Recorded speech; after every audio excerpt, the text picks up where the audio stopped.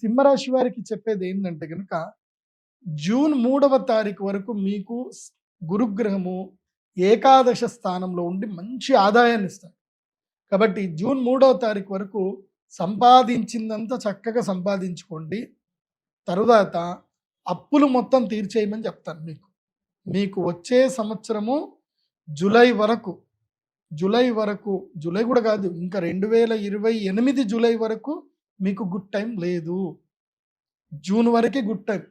ఆ తర్వాత మళ్ళీ 2 సంవత్సరాల వరకు గుడ్ టైం లేదు. శని కూడా మీకు ఎక్కడున్నాడు? అష్టమ శని ఉన్నాడు మీకు. సో అష్టమ శని కూడా ఇబ్బందులు పెడతాడండోయ్, చాలా ఇబ్బందులు పెడతాడు. సింహ, కన్య, తుల, వృశ్చిక, ధనస్సు, మకరం, కుంభం, మీనం. సో అష్టమ శని. అష్టమ శని ఏం చేస్తాడు అంటే భాగ్య నష్టం చేస్తాడు, తండ్రికి ఆరోగ్య భంగం చేస్తాడు, చాలా ఇబ్బందులు పెడతాడండోయ్. కాబట్టి సింహరాశి వారు అప్రమత్తంగా ఉండాలి. దూర ప్రయాణాలు చేయకూడదు. అది కాకుండా సప్తమ రాహు ఉన్నాడు కదా, లవ్ స్టోరీలన్నీ నాశనం చేస్తాడు. మీరు ఎవరినైతే ప్రేమిస్తున్నారో వాళ్ళకి మీకు గొడవలు అవుతాయి. మెయిన్ ఆ కర్ణపిశాచితోటే. ఈ మధ్య ఆ కర్ణపిశాచి చాలా మంచి ఇన్వాల్వ్మెంట్ అయిపోతుంది. మీరు ఎవరికి ఫోన్ చేసినా, ఎవరో మీకు మెసేజ్లు పెట్టినా, అది అసలు ఒకప్పుడు విడిపోవడానికి ఆస్కారానికి దేవుడు ఎవరినో మనుషులు పంపించేవాడు శనిగ్రహం. ఇప్పుడు అట్లా లేదు. కర్ణపిశాచాలు మిమ్మల్ని విడగొట్టడానికి, మీకు బ్రేకప్ చేయించడానికి. కాబట్టి బంధు సౌఖ్యం ఉండదు, కళత్ర సౌఖ్యం నష్టం ఉంటుంది, కళత్ర నష్టం ఉంటుంది. భార్యాభర్తలు విడిపోతారు, కోట్ల చుట్టూ తిరగాల్సి వస్తుంది. సో అష్టమ శని ఇబ్బంది పెడతాడు. కాబట్టి సింహరాశి వారికి ఈ సంవత్సరము కష్టాలు విపరీతంగా ఉంటాయి. కాబట్టి జూన్ వరకు ఏదైనా సెట్ చేసుకోండి. జూన్ తర్వాత ఒక నియమం పెట్టుకోండి. ఏంటంటే తెలీదు, గుర్తులేదు, మర్చిపోయా. ఈ డైలాగులు బాగా గుర్తుపెట్టుకోండి. ఎవరైనా డబ్బులు అడిగారు, మిమ్మల్ని డబ్బులు వచ్చి అడిగారు, ఏదైనా చేస్తున్నారు, మిమ్మల్ని ఫ్రెండ్స్ ఏదైనా సలహా అడిగారు, తెలియదు అని చెప్పండి, లేదా గుర్తులేదని చెప్పండి, తర్వాత ఆలోచిస్తానని చెప్పండి. నొప్పించక తానొవ్వక తప్పించుకు తిరుగువాడు ధన్యుడు సుమతి. ఈ సంవత్సరము సింహము పడుకోవాలి. ఈ సంవత్సరం పులి రెస్ట్ తీసుకోవాలి, వేటకు వెళ్ళకూడదు. వేటకు వెళితే ఏదైతే నక్కల సమూహం ఉంటుంది కదా, తోడేళ్ల సమూహం చేత సింహము కూడా దెబ్బతింటుంది. కాబట్టి సింహం ఈ సంవత్సరం ఎంత సైలెంట్గా ఉంటే అంత మంచిది. ఈ సంవత్సరం సింహం గర్జించేది లేదు. ఎందుకోసమంటే మీకు ఏకాదశంలో నుంచి జూన్ తర్వాత గురుగ్రహము ద్వాదశంలోకి వస్తాడు. ఖర్చులు పెరుగుతాయి, వ్యయం పెరుగుతుంది.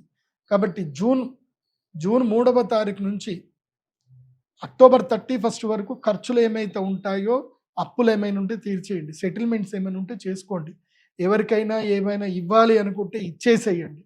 ఖర్చులు అయిపోతాయి, పోతాయి కూడా, డబ్బులు పోతాయి. కాబట్టి అనుభవించండి అని చెప్తాను. జూన్ నుంచి అక్టోబర్ 31 వరకు లైఫ్ని ఎంజాయ్ చేయండి. ఎంత వీలైతే అంత ఖర్చు పెట్టండి. మంచిగా టూర్లు ఎటు తిరగాలన్నా అటు తిరగండి, భోగాలు అనుభవించండి. వ్యయంలో గురువు వచ్చినప్పుడు భోగాలు అనుభవించాలి, ఖర్చులు పెట్టాలి, పెళ్ళిళ్ళు చేసుకోవాలి, పిల్లల పెళ్ళిళ్ళు చేయాలి, ఖర్చులు పెట్టాలి, ఏవైనా సరే సెలబ్రేషన్ చేసుకోవాలి.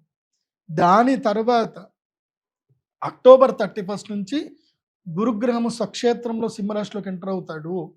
సింహరాశి లోపలికి ఎంటర్ అయ్యి ఎప్పటి వరకు? జనవరి ఎండింగ్ వరకు, 27వ తారీఖు వరకు ఉంటాడు. కాబట్టి జనవరి 24 వరకు ఉంటాడు. కాబట్టి అప్పుడు ఏం చేయాలంటే సైలెన్స్గా ఉండాలి. మౌనవ్రతం పాటించడమో, లేదంటే తీర్థయాత్రలు పోవడమో చేయాలి. నవంబర్, డిసెంబర్, జనవరి సింహరాశి వాళ్ళు తీర్థయాత్రలు పెట్టుకోవాలి, టూర్లు పెట్టుకోవాలి, తీర్థయాత్రలు. అది కూడా సింగిల్గా పోతేనే మంచిది. భార్య పిల్లలతో వెళ్ళకూడదు, సింగిల్గానే టూర్లు కొట్టాలి.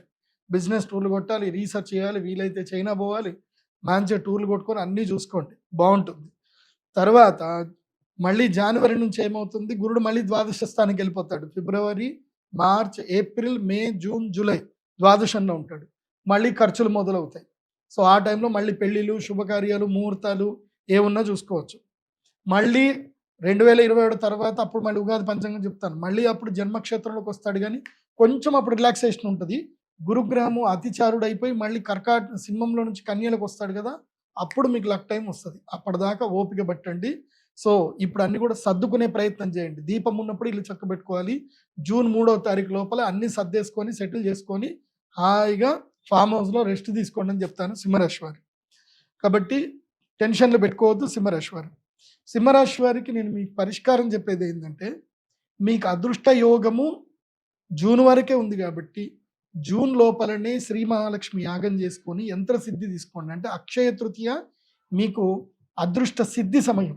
అప్పుడు అదృష్టాన్ని సిద్ధి చేసుకున్నారా, గురుగ్రహం 2 ఏళ్ళు బాగా లేకపోయినా అమ్మవారి అనుగ్రహంతో అన్నీ సెటిల్ అయిపోతూ ఉంటాయి. రాబోయే విపత్తులు రాకుండా అమ్మవారు కాపాడుతుంది. కాబట్టి అక్షయ తృతీయ రోజున మీరు శ్రీ మహాలక్ష్మి యాగానికి సిద్ధమవ్వండి. డేట్ నోట్ చేసుకోండి. మన శ్రీచక్ర పీఠానికి రండి. అక్షయ తృతీయ రోజు మహాలక్ష్మి యాగం చేసుకోండి. సింహరాశి వారికి అక్షయ తృతీయ రోజు అలౌడ్ ఉంది.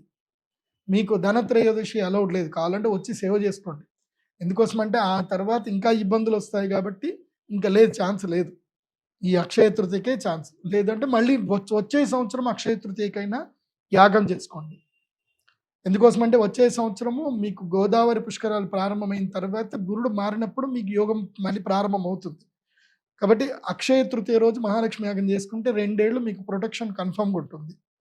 అది కాకుండా మీరు ధరించవలసినటువంటి మాల, మీరు ఏ మాలని ధరించాలి అంటే, మీకు ఇటు రాహువు ఇటు శని రెండిటి సమస్య ఉంది కాబట్టి మీరు వారాహి మాలని తప్పకుండా ధరించాలి. వారాహి మాలను సింహరాశి వారు తప్పకుండా మెడలో ధరించాలి. అదేవిధంగా విశేషమైనటువంటి శ్రీమూష్ణం భూవరాహ క్షేత్రం ఉంటుంది. శ్రీమూష్ణం వెళ్ళాలి. ముఖ్యంగా సింహరాశిలో ఉండి వ్యాపారాలు చేసేటువంటి వాళ్ళు శ్రీమూష్ణం వెళ్ళండి. అక్కడ భూవరాహ క్షేత్రాన్ని స్వామివారిని దర్శనం చేసుకోండి. అట్లాగే అక్కడి నుంచి దగ్గరలో అన్నీ ఉంటాయి. ఏవైతే పుణ్యక్షేత్రాలు ఉంటాయో శ్రీరంగం వెళ్ళండి, చిదంబరం వెళ్ళండి, అలా అన్ని దర్శనం చేసుకొని రండి. ఒక 7 days టూర్ పెట్టుకోండి. ఎప్పుడు మన అక్షయ తృతీయ తర్వాత పెట్టుకోండి ఆ టూర్లు. సో గురుడు ఎట్లాగో మారుతాడు కాబట్టి అప్పుడు టూర్లు పెట్టుకుంటే నడుస్తుంది. లేదంటే డిసెంబర్లో ఎట్లాగో తీర్థయాత్రలు చెప్పాను కాబట్టి డిసెంబర్లో అయినా సరే పెట్టుకోండి, బాగుంటుంది. ఈ సంవత్సరము సింహరాశి వారు చేయకూడని పనులు ఏంటంటే అప్పులు చేయకూడదు. ఎంత అప్పులు చేస్తే వాళ్ళకి అంత ఇబ్బందులు అవుతాయి. చేయవలసింది ఏంటంటే కనుక రియల్ ఎస్టేట్ బిజినెస్ చేయొచ్చు, మధ్యవర్తిత్వ వ్యవహారాలు చేస్తే బాగానే ఉంటుంది.